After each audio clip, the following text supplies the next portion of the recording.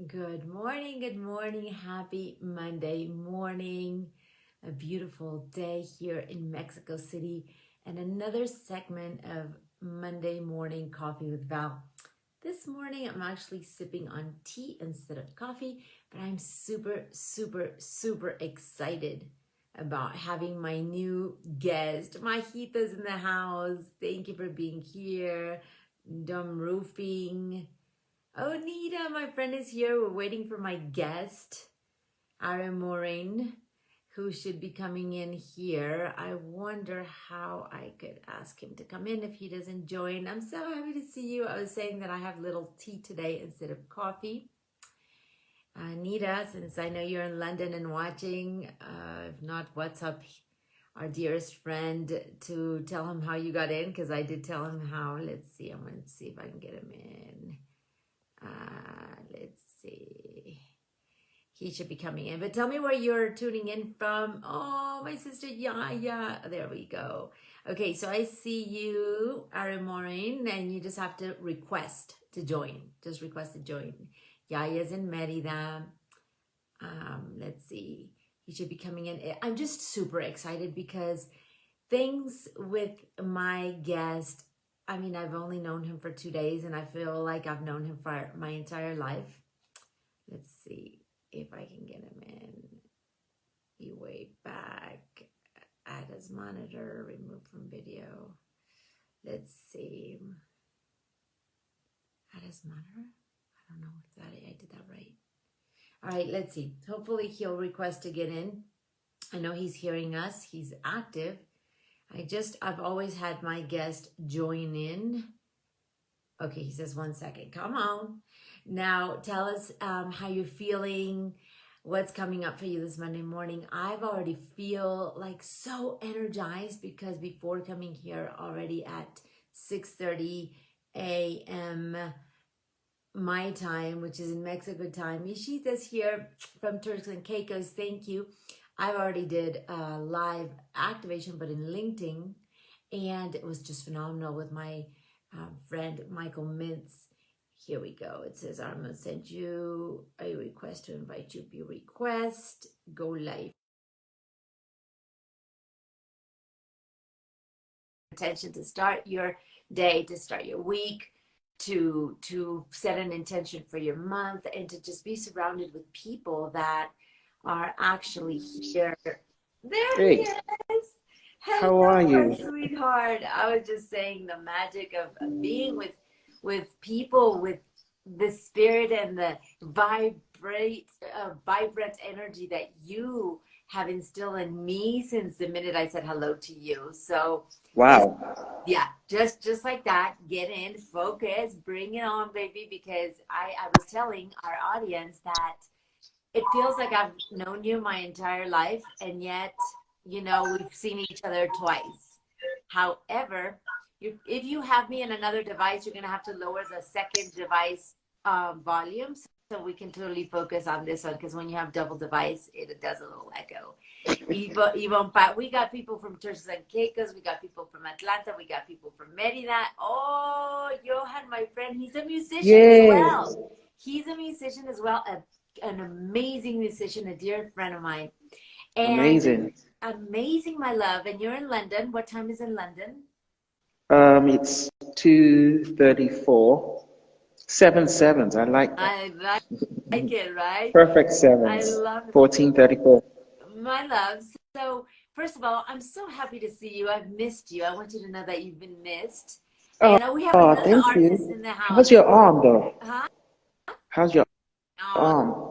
I'm hanging in there. It's better. We have another artist from Mexico, Tani. That's how she's pronounced in Instagram, but she sings phenomenal here in Mexico. So we do have artists in the house, and they're vibrating with the title that you chose. And Yvonne Paola, she's in, I believe, oh, she might be in Costa Rica right now, but it might be in Turks and Caicos. So our audience is diverse as always. We have a lot of people that join in later. And my love, how can two people that had never seen each other, met once in London in our friend's house, in Nita's house, And then I think it was about what, 10:30 p.m. Yeah. We It we was we like a we midnight. It was like a, what do you call it? A night vigil. the first night it was like you were there, I came in, and then we stayed with the family like for Till uh dawn. yeah, and then the next day you're like, yeah, I'll come back and see you. And I said, okay, well, the following day I'm going Oh, to the that's true. airport. That's true. I So it was came two back the nights. second day. You came back the second day, which, to be honest, for a millisecond, I thought, is he going to come back? Because I know you weren't close by. And the No. power of the heart, the power of the energy that you and I ignited. You showed up the next day, and we hit an all-nighter, like all night awake, and just travel through time and space. I've never, like, the last time I was up the whole night, I got to tell you, I can't even recall.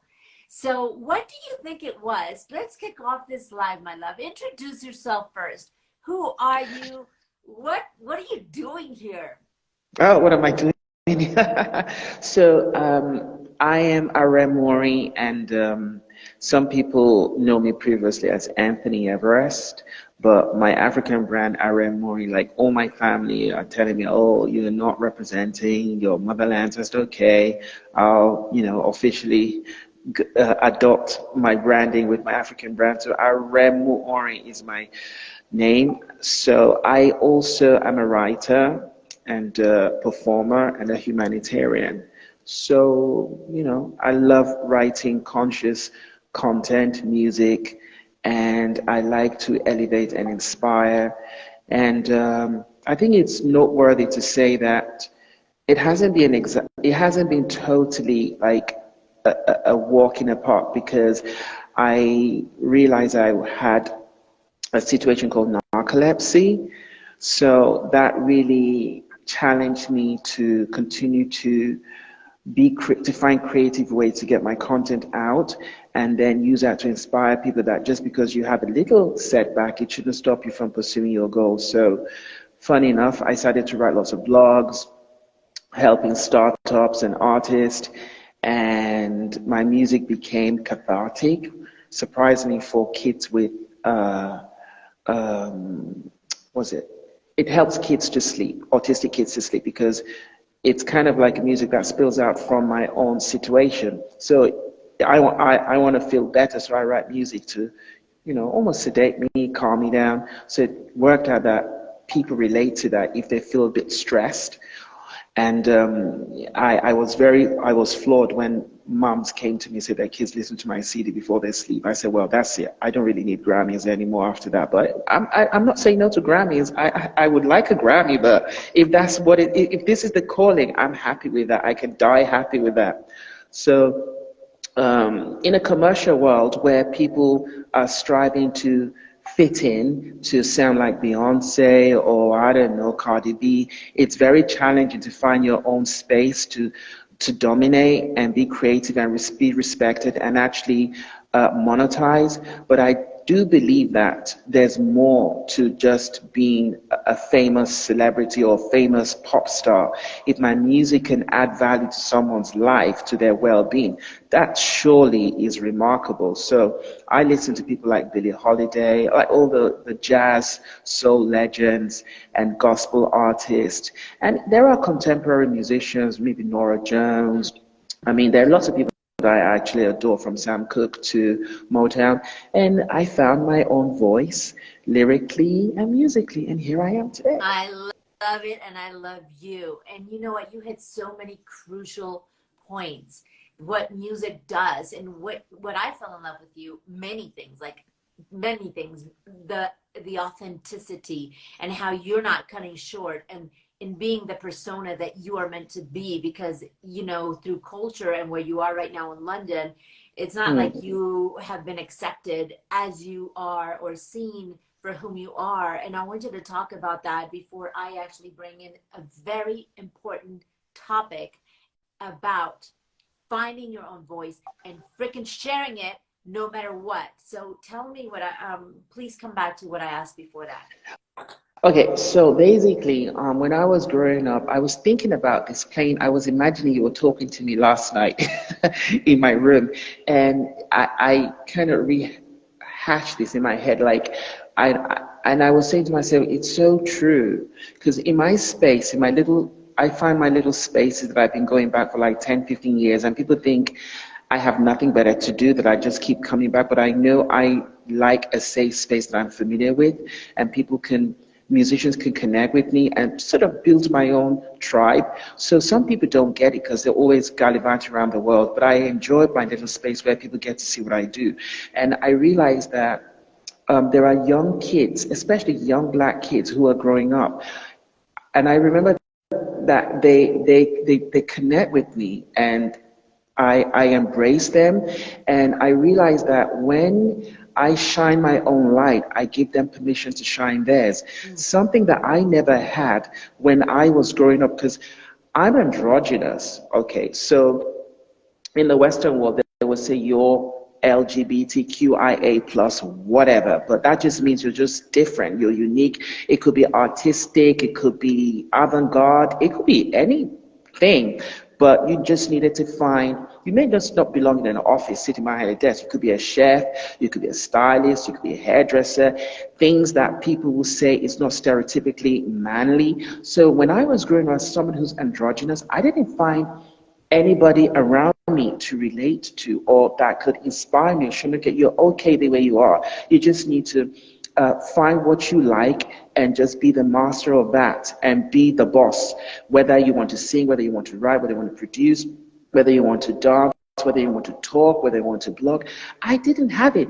All I got was being called a Yoruba demon. So I come from the Yoruba tribe in Africa. So I got gaslighted, demonized. You're a Yoruba demon, you're an abomination.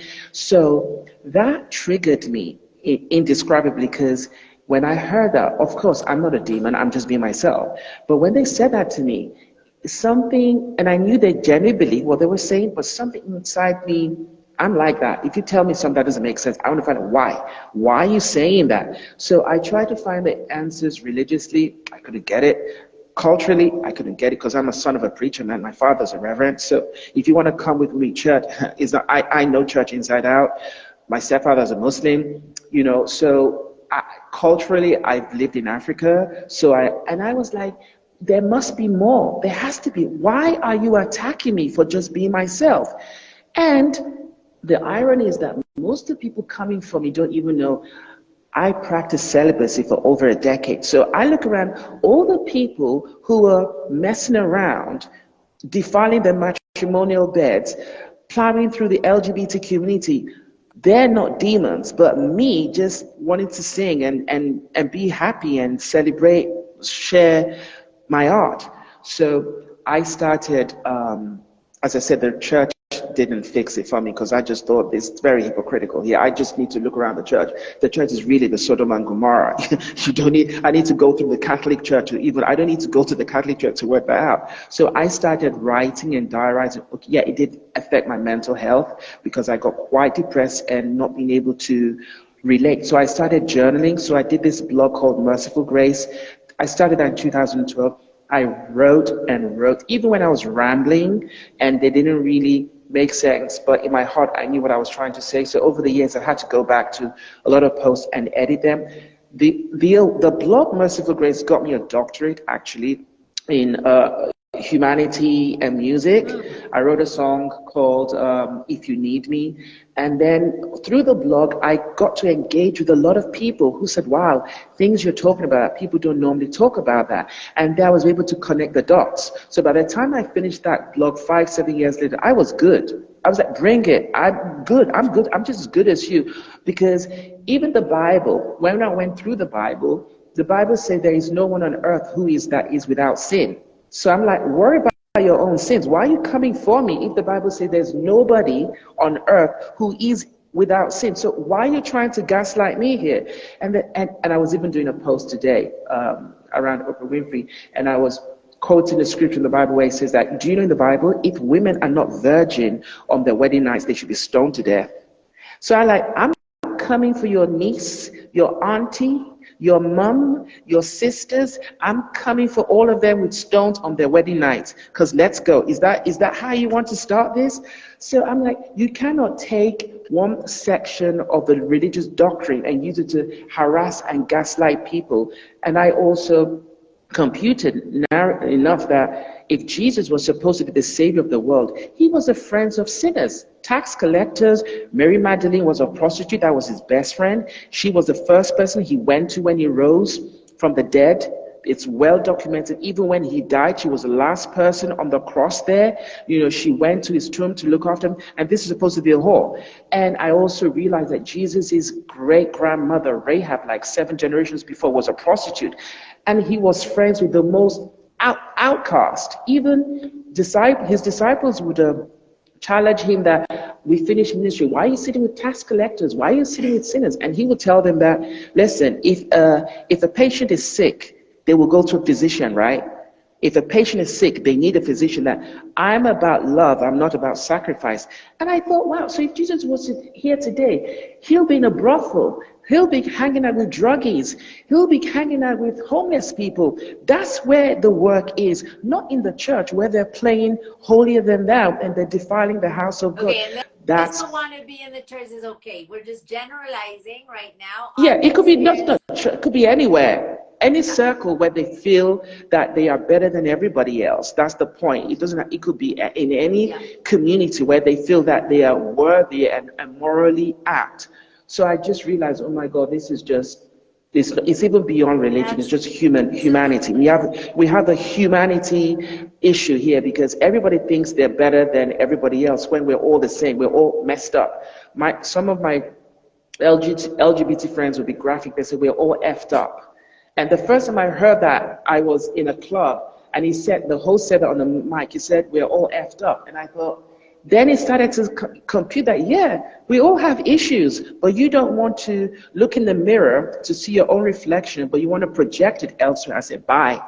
So merciful grace really saved me. It gave me a space to really, really express what I was feeling and connect with other voices.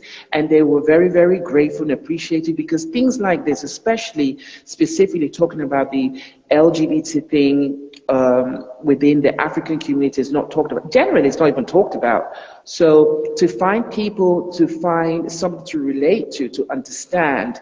Let's not even talk about Africa, where they marry off 12-year-olds to grown-up men, 40-year-old men. I have a video sent to me where a 12-year-old girl was beaten naked, Okay. tied down, really, because she doesn't want to marry her uncle. So I'm saying, even in my community, it's very hypocritical, and historically, there's a lot of evidence that there was an LGBT movement in Africa. There's the king of Uganda who was very, very bi, and I have like at least 2 articles on this with sources quoted, independent sources, that it was in Africa. In fact, there is a god called Rainbow, but not English word of rainbow. It's called Oshumare.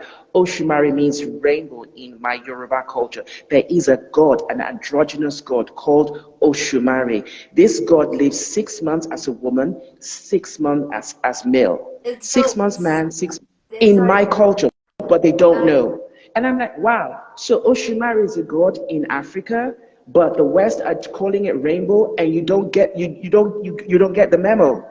Yeah, Anyway, that's so yeah. right. You're hitting amazing points. We have, like Peter saying, we are all beautifully imperfect. He's a good friend of mine in Canada right now, and Yaya is saying we are all one. And something so we can merge into the title of this live, which is mental health and music. And it's just like sizzling right now because we've got people that can sing the freaking alphabet right here. I'm telling you, and we'll hear later other artists that I know. This is, the grace of our work. Those who need to hear it will get, in tune with this live. And I'm just going to use, and I have also my friend Aura who runs you were talking about how your voice has helped children and people and youth with autism. She has a autistic nonprofit. So, I mean, there's so many people that are eager to hear the story of yours and mine about how music really just took us to a place of grace and oneness with not just ourselves, but with humanity, and how that all came about. And before you tap into answer that, I want to say my small experience into that.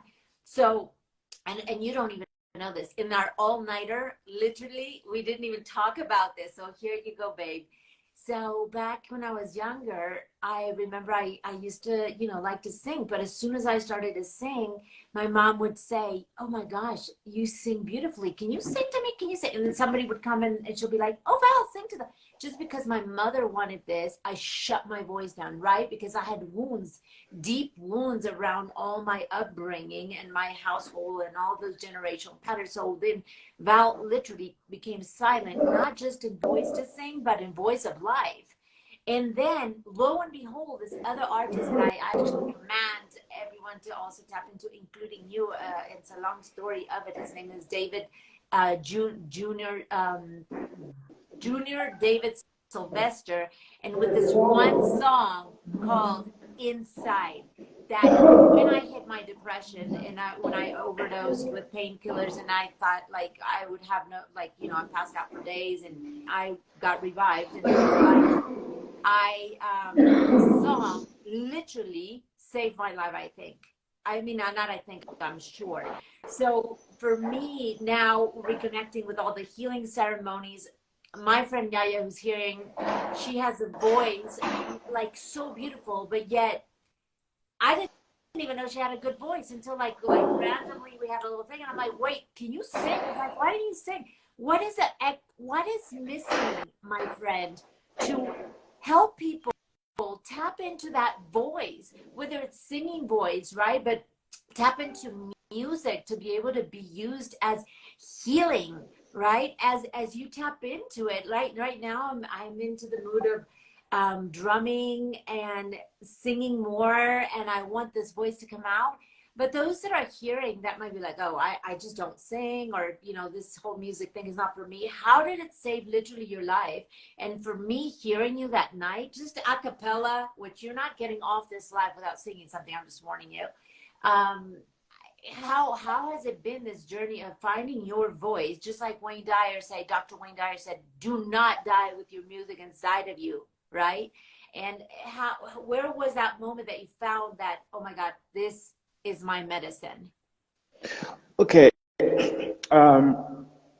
So, okay, I genuinely love I love the sound of music. I fell in love with church melodies, gospel music, Pentecostal music. So when I was living with my grandparents, my aunties would come home because they had grown up a little bit more, and they were living with my older aunties in the city, and they went to Pentecostal churches.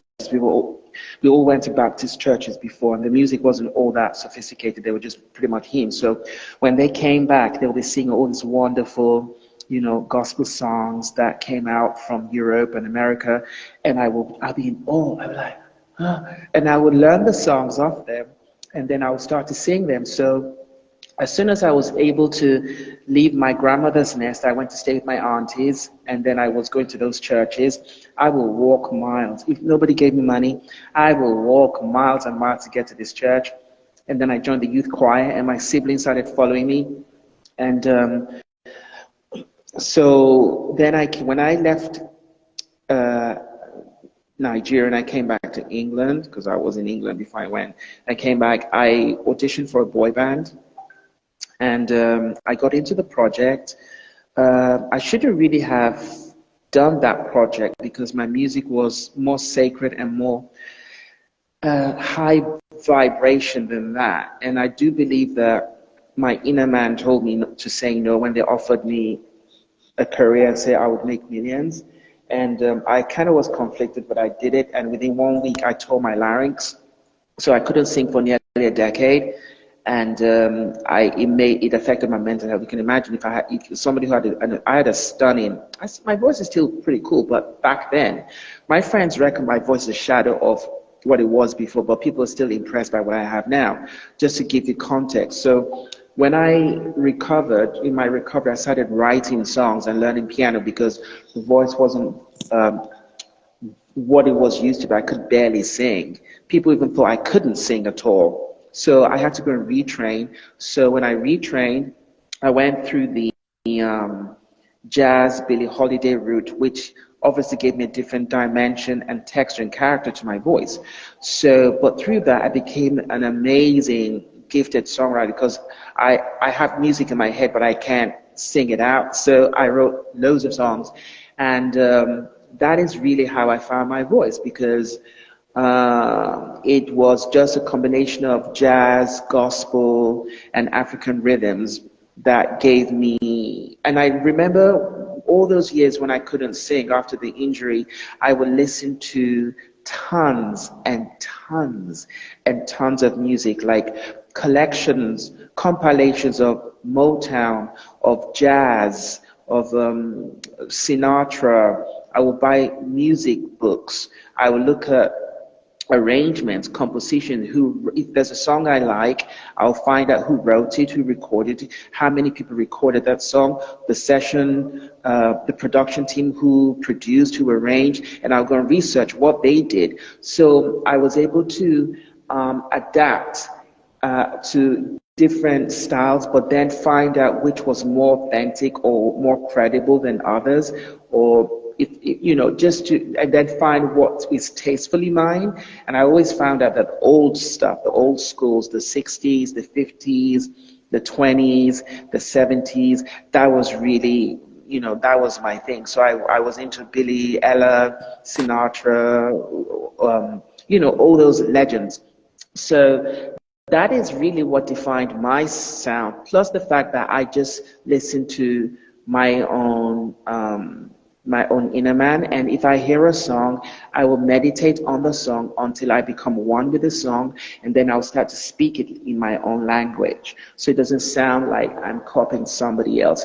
That actually did was a little bit of a challenge, but over time, people knew that I knew what I was doing. I was just different. It wasn't that I couldn't sing, because some people would automatically want to play a song the way they've been accustomed to it. But after time, when they started to respect my musicality and my taste, they start to listen. So if I want to sing something, they pay attention. Okay, he's going there, he's going there, rather than play over me. So that's really how I just maintain my own space. I wasn't trying to be Beyonce or I don't know, Madonna or Luther Vandross. I just wanted to be me, and I'm loving every moment of being And me. I love you in every aspect that I've had a taste and the blessing to be with you, to get to know your beautiful heart and story.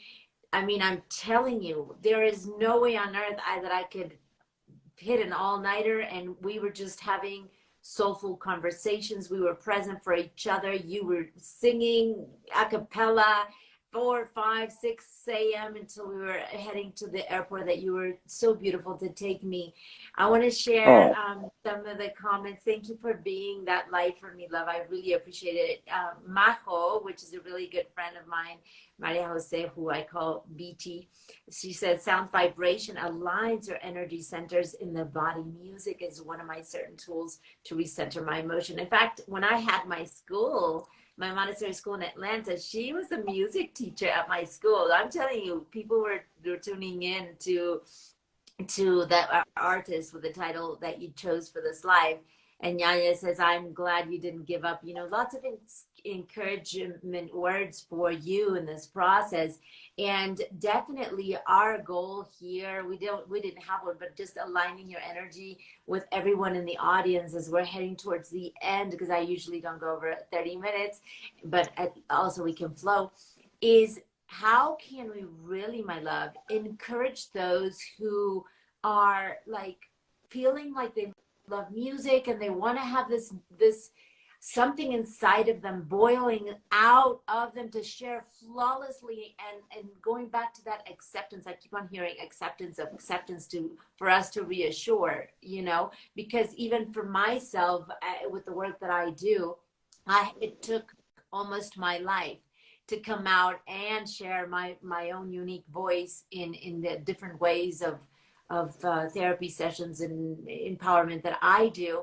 And how can we really keep on motivating people to just whatever it is, to hear it in their own in their own vibration, to interpret in their own rhythm, to just simply honor what your spirit is calling you to do, hear, say, speak, dance, flow, release in your own unique way, despite of what the whole world is. What would you add to that? Wow.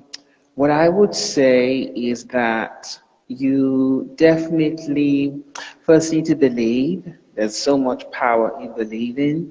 You have to have faith to believe, because the Bible also says that if you have faith as a mustard seed, you can actually command that mountain to move. It could be a spiritual mountain, it could be a metaphoric mountain. You gotta believe, because when you believe, even as a singer, if you're performing a song, you don't believe the song, nobody will believe you. But if people are not listening to you, but you're giving it your all, you're engaging, you mean it. It's just like somebody having a passionate conversation with you, or somebody just having a lukewarm conversation. They're looking there, looking there, they're looking down, and right? Somebody's really in your face and talking to you. I told you that I don't want this. Like, why? If you put that into music and you sing it, people are like, huh? What people you draw people in, even if they were not listening before, because they know you have conviction. Because people always are looking for a leader of some sort. So when you can show you have something, and then that's the first part, then you have to be honest. So everybody, I'm still learning, everybody learns. You have to work in your craft. So no matter how good you are, you can always learn. Muhammad Ali said that he always watches his fights back. I'm my worst critic. Oh, Jesus. It took me a while to start to even remotely like my stuff. So I try not to delete my performances immediately, because maybe 5 years later I say, oh, that was okay. So normally I just delete, terrible delete. But I like now to work with other people who are I trust, not narcissists, really genuinely loving spirits who want to share and want you to grow. I compare notes with them, and you can, that's part of working on your art, whether you need to go for classes. And then if you're a singer, I think everybody should be able to get into writing. So if it's just writing poems, write poems, whatever. If you have voice notes, if you have an idea, write it down, and then you can start getting to songwriting, because that's another, publishing is what really where the money is at, unless you're Celine Dion or Whitney Houston, but if you're a writer, even if you're not singing, it's generating royalties for you. You could only be in one place, but your music could be in a billion places making you money.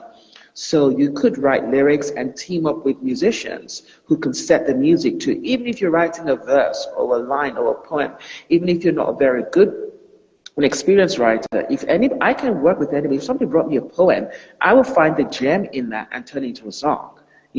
I've seen artists reciting poems. I said, like, I love that. Send me stuff like this. I'll take it and write music to it. So those are ways how you can find your own voice. So, and if you work with somebody who is very, very true, they will help you to grow, because everybody started differently. Everybody had a mentor. Even Quincy Jones had a mentor. Everybody had. I would say just keep believing, keep working. Ease is a greater threat to progress.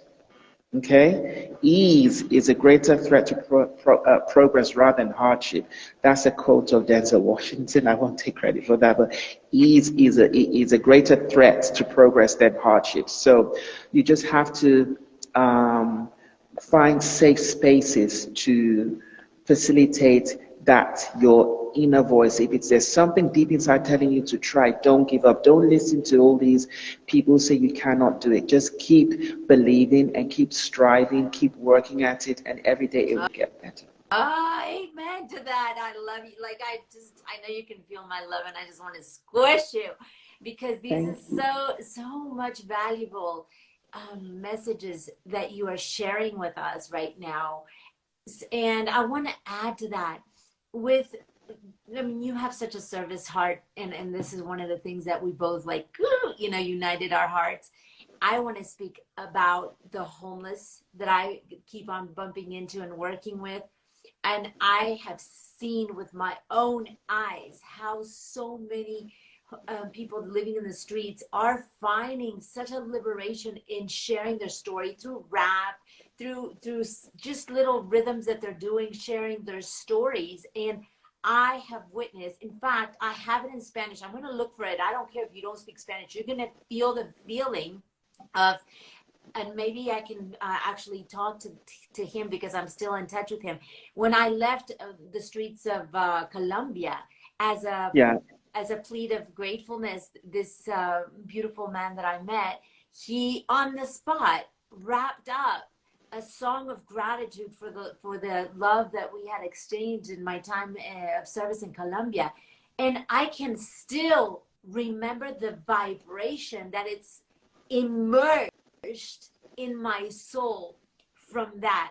Was it all perfect pitch? There's no perfect pitch. It's the soulfulness and the exchange of energetic frequencies that just breaks all paradigms of blockage and separation between us and others. So whatever it is, in this case, for the purpose of what we're doing is about music, but just follow with grace and show up and be bold and flawless to share your own truth.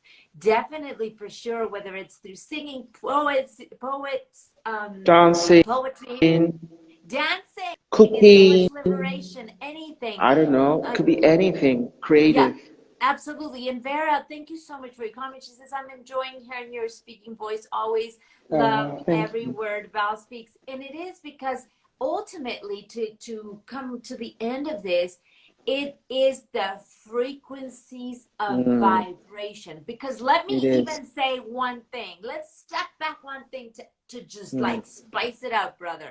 Like when I met you, before we even spoken words of exchange, you like I felt like boom, an instant mesh of waves to your heart. I didn't know who you were, what you were doing at our friends Tony and Nita's house. Like I'm like, well, who's this dude at this time? And I just then loved your spirit. Then you open your mouth. Then, and I'm like, I want to stick around in your life until the end of time, you know? And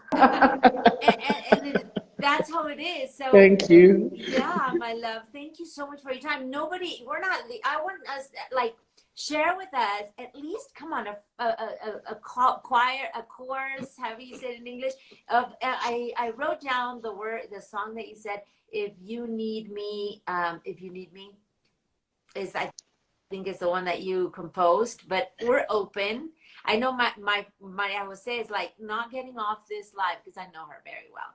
And I know Yaya's not getting off and Vera's not getting off. Let's see, the people at least I Oh know. God. Oh, Auda's not getting off this. And so I don't care if you go get the phone book. There's no more phone books. Like the Bible, or I don't know, but The like Quran. whatever. Close us, and before you close us, tell as you are bringing that moment into the now, tell us how people can contact you, how they can read your blogs and go to your YouTube. What is it so that they can all start following you? So I will write Yeah. in the comment section where my link tree is, which is connected to all my. I'll do that after, so I don't distract. Yeah. But I'm on social media. I'm on Spotify. I'm on YouTube. I'm actually building my Rumble account because YouTube is being very, very menacing now, just censoring people. I encourage everybody, go on Rumble. You have more freedom there to do most things. Yeah, I think, yeah, my website, I will drop my website so you'll be able to connect with me and contact me if you want to collaborate. I'm always open to, loving, generous spirits to collaborate. It's what makes the world go round. Okay, so be sure you put that in the box. We do want to thank everybody who's joining us and close us. I don't even care what. Just close us in the way that you know how to do it, baby. Come on, shine through. So you said If You Need Me. So If You Need Me is a lovely song I wrote I was going to the studio to finish a project, and as I got out of the house, this song popped into my head, and I had no pen. My battery was flat, so I had to memorize the words. And so when I get to the studio, I said, "Okay, I know you want us to finish my EP, but this song just came to my head, and I want to do it." They said, "Nah, you've got 4 songs, you're done." So I gave them a silence treatment. So after like 10 minutes, I said, "Okay, yeah, come and record the song," and we did the song that day. And it got me. It was a song plus my blood that got me my doctorate. So you can find it online, but I'll just sing a little, I just share it. So, okay. If you need me, you can call me. I'll be your baby, I come running. You might like it, you can try it. You might want me, ain't no lying. So go, go with your heart. When you get there, use your head. I said go, go with your heart. When you get there, use your head. Now imagine that with a good microphone, because the signal Oh, was there was cutting dead off. air. But Oh, I'm I'm sorry. telling you, just we're gonna go to the YouTube to hear it, with the right mic, because even just the feeling, it's again going to the feeling. You're getting all these hearts anyway, babe. Um, what would it take for you to get inspired to shoot something live, and we all come live to come and hear you and cheer you on? How about that? Or Yeah. Yaya sending all the hearts. We bring you to a healing ceremony in Mexico, babe. hmm The I'm sky. up for that. Hey, let's expand our wings and create possibilities. Let's do it. I love you. We love you. Thank you so much to all our audience.